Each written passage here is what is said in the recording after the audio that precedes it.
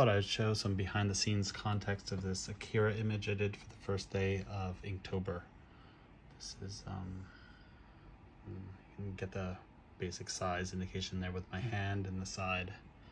So yeah, this was a fun one to do. We have Tetsuo, political factions, mutant kids, the amazing Fever Dream teddy bear, and this really amazing bike design, which I just have loved forever. I'm sure everybody knows the image.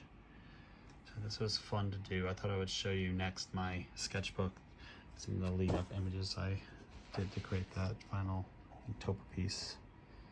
So this is the first drawing I did for the design of Tetsuo and his posture, gesture of him going power mad, and the indication of the city down below.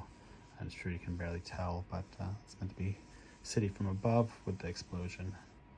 Then I was originally gonna have his hand go all mutant, but I stuck with something more simple and just the technical take over his body. So these were a few more gesture studies. Consider my options. And then here we've got me resolving some of the actual compositional thumbnails. So this is bike, Kaneda, Tetsuo, and I was originally going to have Akira in the back, which I ended up ditching that.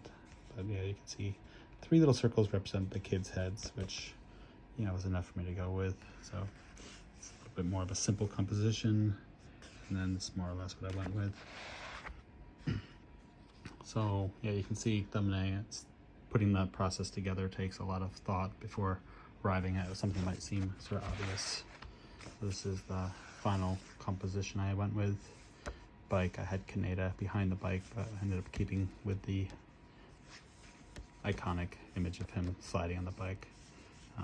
Hadn't added the third person here yet, but I decided to because it was a good balance with the 3 kids. And then yeah, I still had Akira in the background at this point, but I ditched him.